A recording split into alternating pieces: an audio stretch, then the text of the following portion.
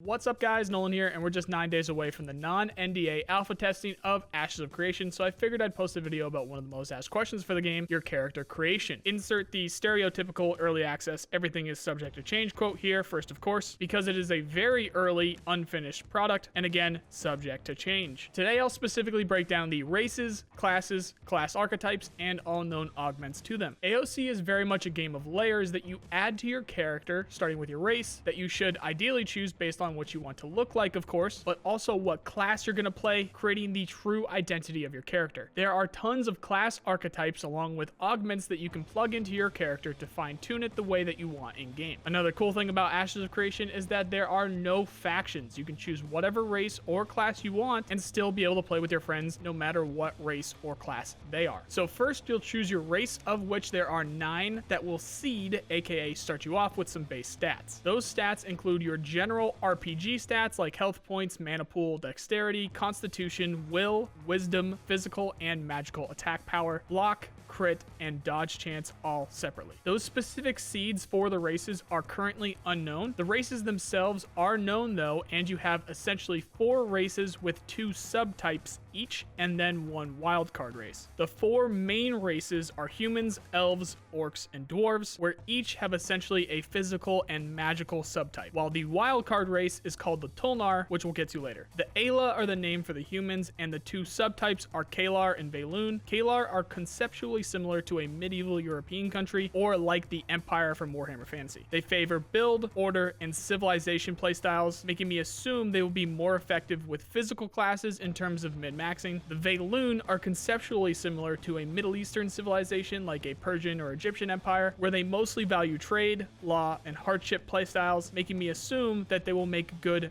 magical classes in terms of min-maxing. Next, we have the Dunzenkell, aka the Dwarves, split into the Dunir and the Nakua sub-races. The Dunir are your stereotypical mountain-dwelling dwarves who favor stoic, tradition, and forge playstyles, making me assume that they will be effective physical classes for min-maxing. The Nakua are island dwellers, conceptually similar to something like Samoans who favor family, freedom, and courage playstyles, making me think that they will be most useful as magical classes for min-maxing, and of course they'll likely stand out as a good choice for water-based gameplay. For those who don't know, there is going to be a lot of naval-based content in this game. The orc race are called Kaiveks, which are split into the Renkai and Vek sub-races. The Renkai are conceptually your well-known orc factions who favor honor, power, and tranquility, making me believe that they will be best suited as physical classes for min-maxing. The Vek are conceptually similar to like a troll from World of Warcraft, where they value celestial, purpose, and fate playstyles, which makes me think that they'll be best suited for magical classes for min-maxing. The Vek have also been confirmed to have their racial benefit to navigating open seas as well. The Pyrian Elves are of course your elf race, split into the Empyrean and Pyri sub-races. The Pyrian Elves are conceptually similar to something like a high elf from Warhammer Fantasy, who favor imperial, pride, and culture playstyles, making me think that they will be best suited for physical classes in terms of min-maxing. The Pyri, or Piri, however you guys want to pronounce that, are conceptually similar to the Night Elves from World of Warcraft, where they favor nature, balance, and fury playstyles, making me think that they will be best suited towards magical classes for min-maxing. Then last but not least, we have the Tolnar. The Tolnar are a wildcard race because they are a combination of races that can adjust their racial appearance significantly. You will get dials and sliders to finally adjust the looks of your character as a Tolnar from a mix of all of the other races' appearances between reptilian, humanoid, and more. Very little is known about them more than that, but based off of the lore that we've heard so far, they were a race who thrived in the Underrealm, so I would assume that their stats or racials would affect them in the Underrealm, but I'm speculating there, we'll see. And for those who don't know, the Underrealm is a massive portion of the world which is considered its own biome and completely underground. And that was all of the races for Ashes of Creation. After that, you choose a class based off of what role you want to play, whether it be a tank, DPS, or healer. There are 8 primary classes to choose from, with tank, summoner, rogue,